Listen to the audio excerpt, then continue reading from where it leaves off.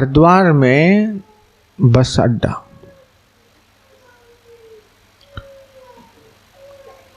और एक व्यक्ति की आंखें नहीं थी, हाथ में डंडा, डंडे के ऊपर घंटी। कुछ साल पहले की बात है। अरे भाई कोई चलोगे हर की पैड़ी, रास्ता दिखा दे, मैं ले चलूंगा। हर की पैड़ी गंगा किनारे। सोचता था कि तीर्थ में आके दान का क्या खाना। तीर्थ में जो दान लेता है उसको बहुत पाप लगता है। तीर्थ में जो दुष्कर्म करता है उसको घोर पाप लगता है। अन्य क्षेत्रे कृतं पापम तीर्थ क्षेत्रे विनश्यति। तीर्थ क्षेत्रे कृतं पापम वज्रलेपो भविष्यसि। दूसरी जगहों में जाकर पाप कर्म कोई हो गया हो, तीर्थ में जाकर स्नान करो तो वो पाप से छुटकारा मिल जाता है। तीर्थ में जाकर पाप करे, वज्रलेपो भविष्यति, वज्रलेप हो जाता है, वो कहाँ जाके छूटेगा। इसलिए कम से कम ये तो व्रत बना लेंगे, तीर्थ में जाकर हम पाप नहीं करेंगे। तीर्थ में जाके पाप करने वालों को बड़ा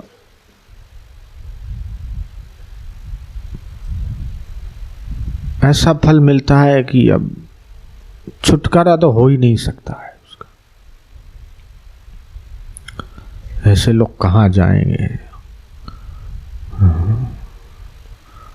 तो सुनते हैं तो हमको तो हैरानी होती है। गंगा किनारे कई लोग जाते हैं, तो कई ऐसे ठग लोग और साधु बाबा का वेश बना के बैठ जाते हैं।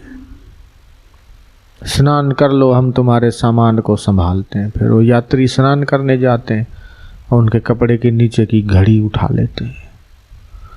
फिर वो घाट पे वो जो था आदमी मरा तो 2-3 बड़े बड़े बक्से भर के घड़ियां जमा हुई मिली।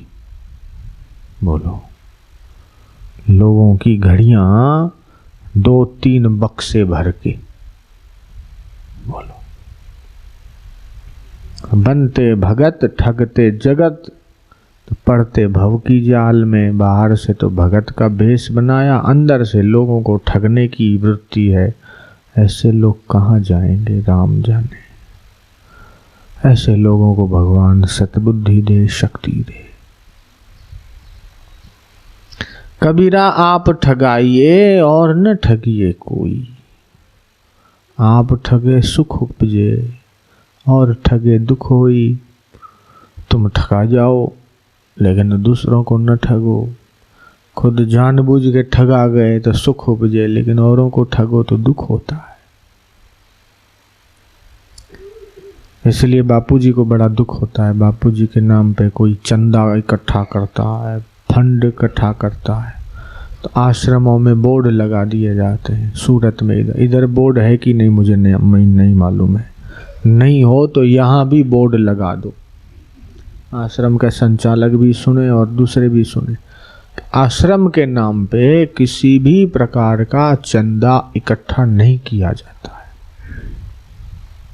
इस प्रकार की कोई भी प्रवृत्ति करता दिखे तो आश्रम को या तो मुख्य आश्रम को खबर कर दें। जयराम जी की कई ऐसे होते हैं। मैं एक निकल रहा था, कई लोगों के मन में ऐसा कि भाई दान नहीं देंगे तो हमारा भला कैसे होगा। राजकोट आश्रम है अपना, तो वहाँ 2-3 दिन का हमारा प्रवास था। हमारी गाड़ी निकल रही थी तो कई लोग खड़े होते हैं। तो एक माई हमारे कार के पास आके अपने हाथ में सोने का कंगन था, कंगन चूड़ी, वो कंगन मेरे को देने लगी रोते रोते। ले स्वामी जी, हम तो और हमारा कैसे भला होगा, कैसे मुक्ति होगी, हम तो बड़ी पापी जीव हैं, आप ये हमारा स्वीकार कर लीजिए, हम तो सिर्फ हमारे कलयुगी जीवों का दान के सिवाय कोई रास्ता नहीं, आप ये हमारा ये इतना स्वीकार कर लीजिए, ये हमारी भाव है ये। मैंने कहा नहीं माई, और वो माई दिखने में बड़ी मध्यम परिवार की थी, कोई वो लखोपति करोड़पति नहीं थी, एकदम मध्यम परिवार था, लेकिन बड़ी श्रद्धा। स्त्रियों में तो भाव की श्रद्धा की प्रधानता पुरुषों की अपेक्षा विशेष होती है। मैंने उसको कहा कि माई तू ये चूड़ी नहीं देगी तो भी तेरा मंगल हो जाएगा, तू क्यों चिंता करती है। कहीं कथा वार्ता में गई होगी, वहाँ सुन लिया होगा कि भाई हम तो संसारी जीव हैं, हम तो बड़े पापी हैं, हम तो ये हैं। तो आजकल तो बड़े बड़े कथाएं ये वो होता रहता है, तो उसमें कहीं सुन लिया होगा बेचारी ने कि भाई जब तक दान नहीं करोगे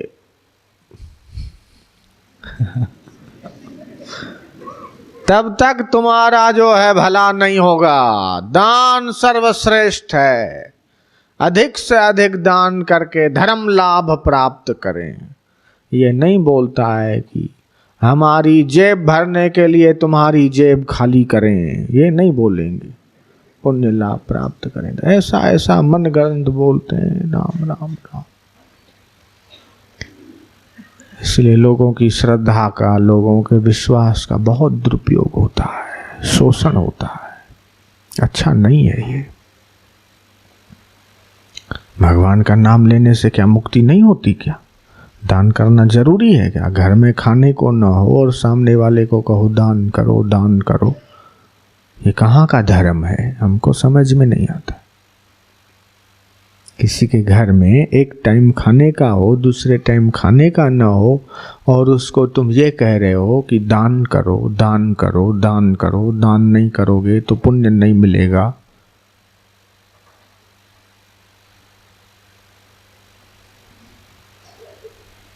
होता है ना, चौंच चिड़िया भर गई क्या खूटे, दोहा भी सुना देते हैं ऐसा कोई। हम तो ऐसे दोहे ही याद नहीं रखते हैं, लोगों को लूटने के दोहे हम याद नहीं रखते हैं।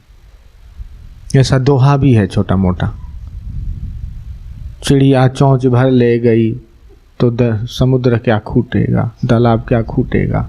ऐसे तुम थोड़ा सा दान कर दोगे तो तुम्हारे घर में क्या खूटेगा। ऐसे उदाहरण भी सुना देते हैं लोगों को कि नाव में पानी भरा तो नाव का पानी आप उलट दीजिए, तो जैसे नाव हल्की हो जाती है, ऐसे तुम्हारे घर में धन आया है तो उसको उलट दीजिए।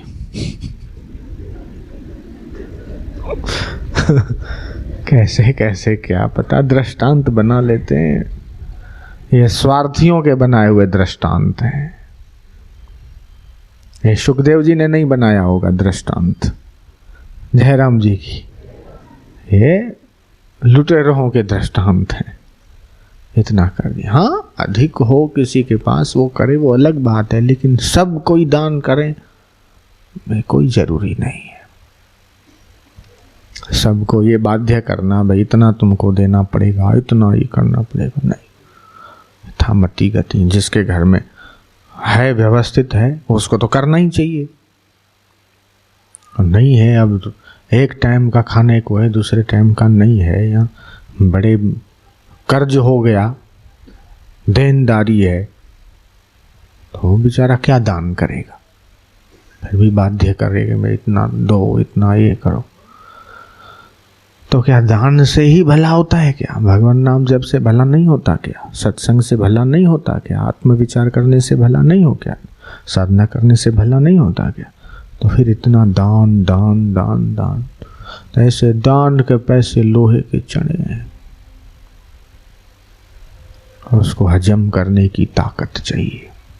नहीं हजम हो तो उसको नरक में जाना पड़ता है, बहुत कष्ट सहना पड़ता है। मैंने उस माई को समझाया, वो माई मेरे को आग्रह करने लगी कि बापू ले लियो ने, बापू ले लियो ने, इतना ले लो ताकि हमारा कुछ उद्धार हो सके, आप इतना तो ले लो। मैं कहा माई तेरे आस पास इतनी श्रद्धा है, इतना विश्वास है, और तू आश्रम में आती जाती है, भगवान नाम का जप करती है, इसी से तेरा भला हो जाएगा, इसी से उद्धार हो गया तेरा, तू ये मेरे को देगी तब तेरा उद्धार होगा। ये अपने मन में जो तेरी बेवकूफ़ी है वो बेवकूफ़ी निकाल दे, तेरा तो वैसे ही भला है। एम मेरा उद्धार हो जाएगा, मेरा कल्याण हो जाएगा। मैं कहा हो जाएगा।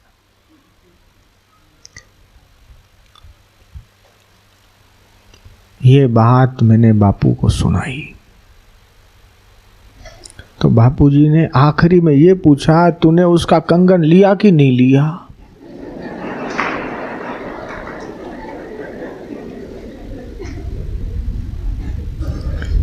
मैंने कहा बापू मैं कैसे लेता, मैंने तो नहीं लिया। बापू बोले कि अगर तू कंगन वो लेता तो तेरी खैर नहीं, पिटाई करता तेरी।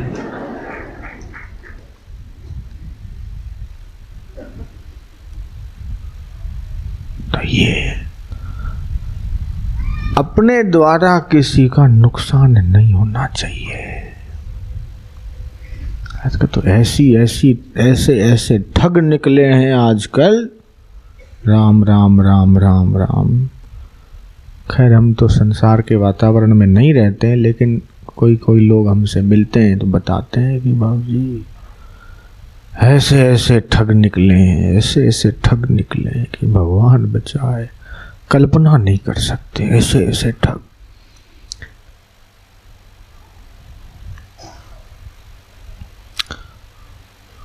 इधर जबलपुर में कार्यक्रम था अभी बापूजी का। तो अपने कुछ साधक हैं जो गुप्तचर विभाग के, हजारों लाखों लोग होते हैं, तो कई लोग आते हैं, फिर किसी की चेन काटते हैं, किसी का कुछ लूटते हैं। तो वो जो अपने 2-3 लोग होशियार हो गए हैं अब, तो उन लोगों ने 40 चोर पकड़े। 40 बोलो। और खाली पुरुषों में नहीं, महिलाओं में ऐसी हो गई है आजकल बदमाश माइयां। राम राम राम।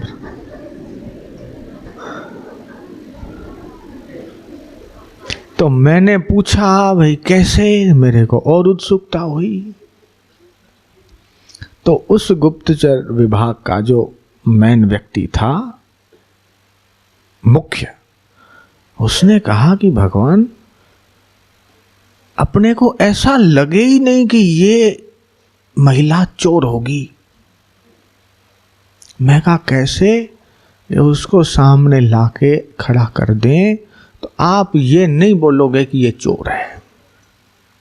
बड़े अच्छे घर की, बड़े खानदानी, बड़े हाथ में भी गहने पहने हुए, वस्त्र कपड़े, बड़ा अलंकार, ये वो सारा, और लगे कि बड़े घराने की माई है, बहुत बड़े घराने की हो। ऐसी माई, ऐसी चोर। लगभग 8-9 माइयों को उसने लूटा था। बोलो अब ये रोग तो पहले तो खाली पुरुषों में ही पाया जाता था, आजकल तो स्त्रियों में। और स्त्रियां भी आजकल कहीं बीड़ी पीवे, गुटखा खाए। ऐसा सुनते हैं तो हमको बड़ी हैरानी होती है कि उनके बच्चे कैसे पैदा होंगे। राम राम राम। तो ये दोष का त्याग करना, ये वीरता है। गुण ग्रहण करना, दोषों का त्याग करना, अपनी बुरी आदतों को, बुरे स्वभाव को बदलना, ये वीरता है। बुरी आदतों में लिपटे रहना ये वीरता नहीं।